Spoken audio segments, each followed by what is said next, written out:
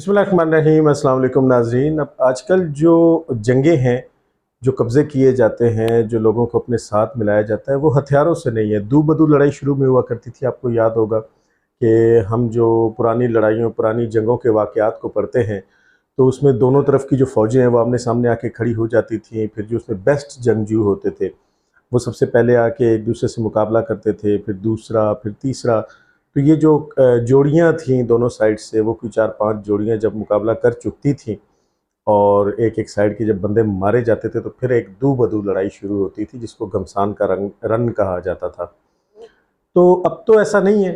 अब तो उसके बाद जब हथियार आए हैं और फिर कोशिश ये की गई है कि इंसान जो हैं वो बिल्कुल पीछे-पीछे रहें और तबाही जो है वो फैलाई जाए। जो लड़ने वाले लोग हैं दोनों जानिब से, वो निस्बतन उनका कम नुकसान हो, अलबत्ता मुल्कों का ज़्यादा नुकसान हो जाए। उसमें आपको पता है फिर एयर स्ट्राइक्स होती हैं, टैंक है, तोप है, गोले हैं, सारा कुछ है। और अब आके जो उसकी बिल्कुल एक आखिरी जो सुपरलेटिव डिग्री है, उसको हम कहते हैं कि वो एटमी हथियार है, न्यूक्लियर वेपन्स हैं। आप यहाँ अपने मुल्क में बैठ के कई हज़ार किलोमीटर दूर तक जो है उसको मार कर सकते हैं और उसके ऊपर आप न्यूक्लियर वारहेड जो है वो भी लेके जा सकते हैं।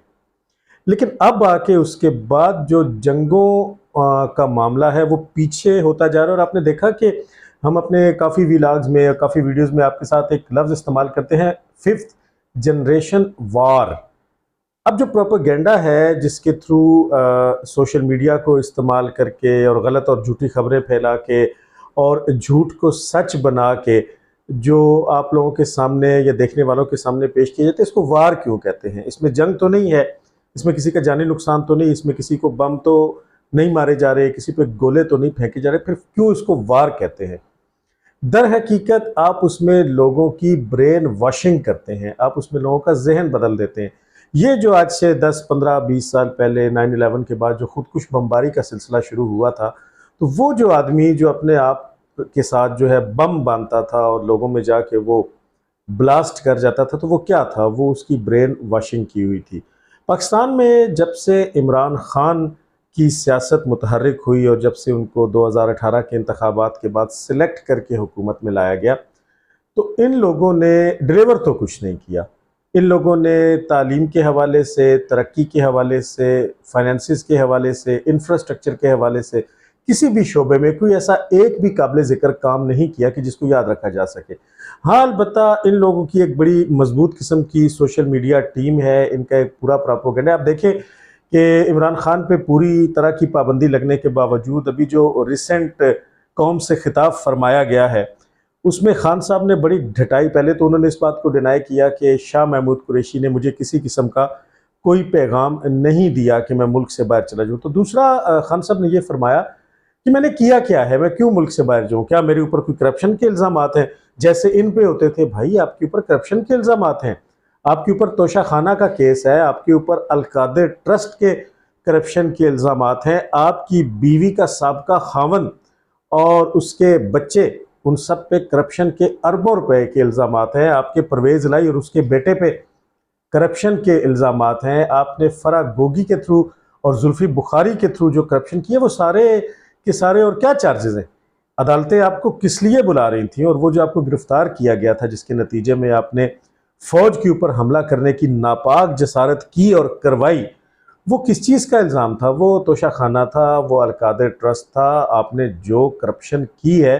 और अब जो करप्शन के इल्ज़ामात आपके उस्मान बुज़दार ने जब वज़ारत आला संभाली थी, तो उसने 7.5 लाख रुपए के असासे शो किए थे। लेकिन 3 साल और 8 महीने के बाद जब उस्मान बुज़दार ने वज़ारत आला छोड़ी थी, तो वो असासे सिर्फ जो शो किए हुए हैं, वो 2.5 से पौने 3 अरब रुपए हो चुके हैं। तो आपके तो लगाए हुए वसीम अकरम प्लस जो वज़ीर आला थे, वो 7.5 लाख से तकरीबन 3 अरब तक उन असासों में पहुंच गए जो उन्होंने शो किए हैं। और जो शो नहीं किए, जो बेनामी है, वो तो शायद खरबों में होंगे।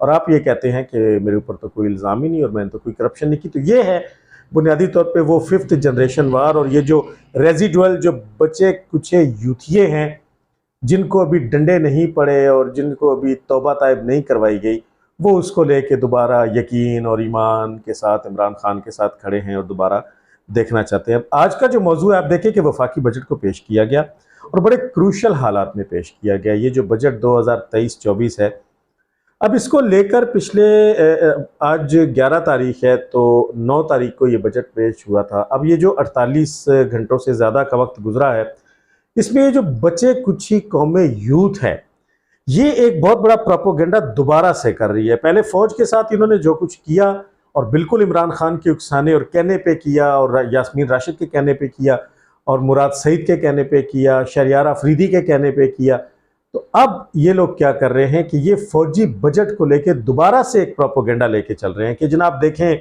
ये जो 1800 अरब रुपए का बजट पेश हुआ है, ये तो खा गए जो फौजी हैं वो तो सारा कुछ खा गए। तालीम में इतना बजट क्यों नहीं आया, और सेहत में इतना बजट क्यों नहीं आया, मुल्क के लिए तो बड़ा कम है, तो फौजियों का 1800 अरब है। अब इस प्रोपोगेंडे की रोशनी में जो चीज़ आपके ऊपर जो असर डालने की और जो इम्पैक्ट पैदा करने की कोशिश की जा रही है, वो ये है कि जैसे एक 1800 अरब रुपए की एक गाड़ी GHQ में जाएगी और वहाँ पे तमाम जो जर्नैल हैं वो 1800 अरब रुपए के बराबर हिस्से आपस में तकसीम कर लेंगे। ये कुछ ऐसा इन लोगों का प्रोपोगेंडा है, इन यूथियों का, इन इमरानडूस का ये वाला प्रोपोगेंडा है। इनसे कोई ये पूछे कि आप ये कहते हैं, आपके फिगर्स के मुताबिक तकरीबन 26 से 36 अरब रुपए तालीम के लिए रखे गए हैं वफाक में, और सेहत के लिए तकरीबन 35 से 40 अरब रुपया रखा गया है। जब आप ये कहते हैं, जबकि आप ये कहते हैं कि फ़ौज जो है वो 118 अरब रुपया खा गई। अब फ़ौज जो है, सबसे पहली बात तो ये है कि पाकिस्तान के बहुत से घर ऐसे हैं कि जिनके बच्चे, जिनके बेटे, जिनकी बेटियां, जिनके बाप, जिनके भाई फ़ौज में हैं। तो सवाल यहाँ ये पैदा होता है कि अगर फॉर एग्ज़ाम्पल मेरे घर में मेरा कोई भाई या मेरा वालिद या मेरा बेटा जो है, उनमें से कोई अगर फ़ौज में है, तो क्या वो हमारी फैमिली का हिस्सा नहीं? क्या वो पाकिस्तानी अवाम का हिस्सा नहीं? वो बिल्कुल वैसे ही हिस्सा है। अब वो जो 1800 अरब रुपए का बजट है, उसमें फ़ौज की तालीम भी है, उसमें फ़ौज की सेहत भी है, उसमें फ़ौज के तमाम तनख्वाहें भी हैं पूरे साल की, उसमें फ़ौज के तमाम इदारे भी चलने हैं, उसमें आपके PAC कामरा में जो जहाज़ बनते हैं वो भी चलने हैं, उसमें आप में टेक्सला के अंदर जो हैवी इंडस्ट्री है, जो टैंक्स बनते हैं, जो तोपें बनती हैं, जो गन्स बनती हैं, वो भी चलनी है, जो POF फैक्ट्री संजवाल में है, उसके अंदर जो असलहा बनता है जो हमारी ही हिफाजत के लिए है, उसका हिस्सा भी उसी 1800 अरब रुपए में है। उसके बाद जितने भी आपके एयरफोर्स है, आपकी नेवी है, आपकी आर्मी है, फिर आपकी पैरा मिलिट्री फोर्सेज है, जिसमें आपका रेंजर्स है, जिसमें आपका FC है, वो सारे के सारे जो हैं वो इसी में आते हैं। गोया आपकी समुद्रों के पानियों में जो शिप्स चलनी हैं, जिन्होंने आपका दिफा करना है, जो आपकी आबदोज़ें ज़ेरे ज़मीन गोते जिन्होंने लगाने हैं, जो आपके एयरफोर्स के जहाज़ उड़ने हैं, जो आपकी मशकें होनी हैं, जो आपकी एयर स्ट्राइक्स की सारी उन्होंने ट्रेनिंग्स करनी है, जो आपके टैंक्स की मशकें की जानी है, जो फ़ौजी मशकें की जाती हैं, जो फ़ौज का, जो दुनिया की हर मुल्क की फ़ौज का हिस्सा है, वो सारा इसी बजट का हिस्सा है। और सबसे बढ़कर ये कि वो एक वाहिद चीज़ कि जिसकी बुनियाद पे आप माशी तौर पे जितने मर्जी कमज़ोर हो जाएं, लेकिन दुश्मन आपकी तरफ मैली आंख से नहीं देख सकता, वो है आपका एटमी प्रोग्राम, वो है आपका मिसाइल प्रोग्राम, आपका न्यूक्लियर प्रोग्राम। वो सारे का सारा, उससे रिलेटेड तमाम साइंसदान, वो सारे का सारा बजट भी इसी 1800 अरब रुपए में आना है। फिर आपके जितने भी खुफिया इदारे हैं, जितने भी खुफिया मिशंस हैं, जिन्होंने आपकी बुनियादों को मजबूत किया है, वो सारे का सारा भी इसी में चलना है। आपकी जितनी भी ट्रेनिंग एकेडमीज़ हैं, आपकी नेवल एकेडमी कराची में है, आपकी PF एकेडमी रिसालपुर में है, आपकी पाकिस्तान मिलिट्री एकेडमी काकूल में है, वो जितनी एकेडमीज़ हैं वो सारे का सारा इसी में चलना है। अब उसके बदले में आपको डिलीवर क्या होना है? पाकिस्तान के बेस्ट हॉस्पिटल्स में से अच्छे जो हॉस्पिटल्स हैं वो CMH और MH हैं, मिलिट्री हॉस्पिटल्स और कंबाइंड मिलिट्री हॉस्पिटल्स, वो पाकिस्तान के बेस्ट हॉस्पिटल्स हैं। जबकि दूसरी जानिब आप अब अगर यहाँ आप रावलपिंडी इस्लामाबाद की मिसाल लें, तो अगर आपको दिल की भी तकलीफ होती है, यहाँ पे RIC मौजूद है, लेकिन आप उसको MH में लेके आते हैं, और MH में आपको किसी भी बीमारी में ये नहीं कहा जाता कि इसको किसी और जगह पे ले जाए। तो वो सारे के सारे बेस्ट हॉस्पिटल्स भी उन्हीं पैसों में चलने हैं। जबकि दूसरी जानिब जिस सेहत का आप ढंडोरा पीट रहे हैं, चाहे वो पख्तूनख्वा हो, पंजाब हो, सिंध, बलोचिस्तान, कश्मीर या गिलगित बल्तिस्तान, आपके जो सिविल अस्पताल है वहाँ पे आप अपने बच्चों को लेके नहीं जाते, ना आपका इलाज सही होता है और ना आपको दवाई मिलती है, और आपकी सेहत का हाल क्या है, वो पैसा सारा वहाँ खर्च होना है। यही हाल आपके स्कूल्स का है। यहाँ पे जितने भी सरकारी स्कूल हैं, सरकारी स्कूल अब एक ताना बन चुका है कि फलां जो है वो अपने बच्चों को सरकारी स्कूल में पढ़ा रहा है, जबकि दूसरी जानिब अगर आप आर्मी पब्लिक स्कूल्स को देखते हैं, आप आर्मी के एफजी स्कूल्स को देखते हैं, हाई क्वालिटी एजुकेशन वो आपको प्रोवाइड कर रहे हैं। और वो जो लोग जो उन स्कूल्स में, मेरा बच्चा अगर है और मैं एक सिविलियन हूं, तो वो एपीएस में एडमिशन ले सकता है और मैं अपना इलाज एमएच और सीएमएच से करवा सकता हूं। तो ये जो प्रोपोगेंडा है, ये प्रोपोगेंडा फौज को बदनाम करने की दोबारा से साजिश है। मैं अगेन इस बात के ऊपर बिल्कुल कमिटेड हूं कि पाक फौज के अंदर यकीनन ऐसे जर्नैल और ऐसी काली भेड़ें हैं और रही हैं कि जिन्होंने इस मुल्क को, इस फौज को लूटा है। वो एक अलग टॉपिक है, लेकिन उसको बुनियाद बना के अगर आप सिविल की तरफ जाएं तो आप सिविल में सियासतदानों का भी यही हाल है, और उसको बुनियाद बना के आप अगर अपनी फौज को बदनाम करते हैं। मसला तो ये है कि आज अगर आपका चहीता जनरल फैज़, आज अगर वक्त रिवर्स चला जाए, आपका जनरल फैज़ जो है वो दोबारा आ जाए और उसको आर्मी चीफ बना दिया जाए, या बाजवा का वो वक्त जिसमें आप एक दूसरे के वारी वारी जा रहे थे, तो यही फौज जो है वो आप उसको सर आंखों पे बिठा लेंगे। लेकिन अब चूंकि वो शख्स आर्मी चीफ है कि जिसने इमरान खान से, इमरान खान की बेगम बुशरा मानिका, बुशरा बीबी और उसकी फैमिली की करप्शन खोल के सामने रख दी थी, और रियासत मदीना के अलमबरदार ने यह कह दिया था कि बजाय इसके कि मैं इसके ऊपर कोई इंक्वायरी करवाऊँ या इस पर हक और सच का फैसला करूँ, उसने बाजवा से कह के जनरल आसिम मुनीर को DGISI के ओहदे से ही हटवा दिया था। तो अब चूंकि खान की दुम पे पांव आया है और इन यूथियों की दुम पे पांव आया है, तो अब ये जो प्रोपोगेंडा है, ये जो फिफ्तिये हैं, जो फिफ्थ जनरेशन वार वाले हैं, वो फौज के खिलाफ इस तरह की हर्जा सराई, इस तरह की बातें कर रहे हैं। आज मैं एक चीज़ का चैलेंज करना चाहता हूँ। वो लोग जो इस तरह के वीडियोस के बाद अपनी एक बकवासियात, शहबाज गिल टाइप के लोग जो शुरू कर देते हैं और जो गालम गलूच शुरू कर देते हैं, वो थोड़ा सा मज़ीद जुर्रत का मुजाहरा करें और वो एक डिटेल ज़रा ले आएँ, वो बता दें। जैसे खान साहब की करप्शन की डिटेल्स अब ज़बान ज़द-ए-आम है कि कैसे अलकादर ट्रस्ट में करप्शन की गई है, कैसे तोशा खाना में चोरियाँ की गई हैं, कैसे परवेज़ इलाही ने चोरियाँ की हैं, कैसे उस्मान बुज़दार ने चोरियाँ की हैं, कैसे फवाद चौधरी ने पैसा खाया है। वो जो कुछ भी है उसकी डिटेल तो मौजूद है, और वो अदालतों में जो केसेस है वो सबूत और गवाहान के साथ है। तो आप ज़रा एक जुर्रत करें, आप जो अब ये फिफ्थ जनरेशन वार करके जो प्रोपेगेंडा कर रहे हैं, ये जो मुल्की दिफा का बजट है, जो 1800 अरब का बजट है, जिसका आपने ढंडोरा पीटना शुरू कर दिया है, आप उसकी कुछ डिटेल ले आए कि वो करप्शन कहाँ को हुई है और जिसको फौज खा जाती है और बदले में फौज कमज़ोर हो जाती है। आप इस बात को समझें कि बजट का एक बड़ा हिस्सा सिविलियन के पास और एक छोटा हिस्सा जब फौज के पास जाता है, तो एज अ रिजल्ट आपका मुल्क कमज़ोर से कमज़ोर तर होता जा रहा है, जबकि अल्लाह के फजल करम से आपकी जो फ़ौज है वो मजबूत से मजबूत तर फौज है। आपको अभिनंदन वाला वाक़या याद नहीं है, और आप पिछले दहाइयों में ये सारी डिटेल्स को उठा के देखें कि जब जब इंडिया ने हमारे बॉर्डर्स के ऊपर अपनी अपनी फ़ौजों को लगाया है, तो उसके बाद उनको जुर्रत नहीं हुई अंदर आने की। उसकी वजह क्या थी? उसकी वजह हमारा मजबूत दिफा था। तो अब अगर आप ये प्रोपोगेंडा करते हैं कि जिसमें आप ये कहते हैं कि फौज खा गई है, तो आप यकीनी तौर पे मुल्क दुश्मन हैं। आपके पास ना इसका कोई सबूत है और ना आप इसकी कोई तफसील फराहम कर सकते हैं।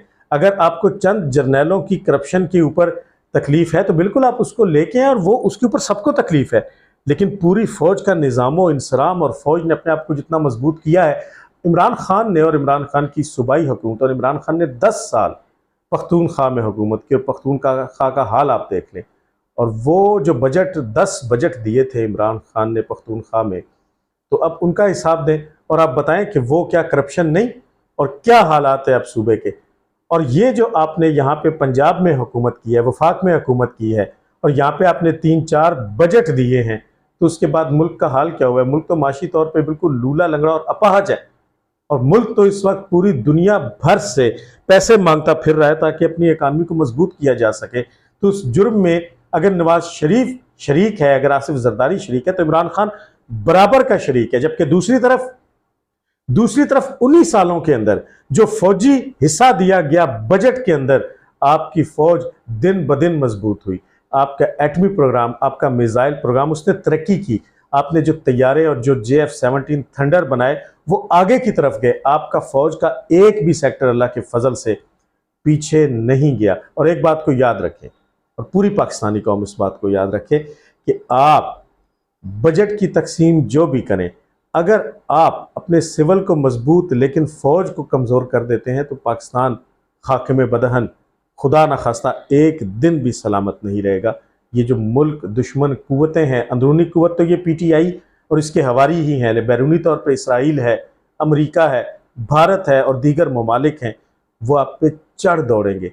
वो जो एक बैरियर है, वो जो एक मजबूत दीवार है जिसने आपको डूबने से, जिसने आपको टूटने से बचा रखा है, जिसने आपकी हिफाजत कर रखी है, वो यही पाक फ़ौज है।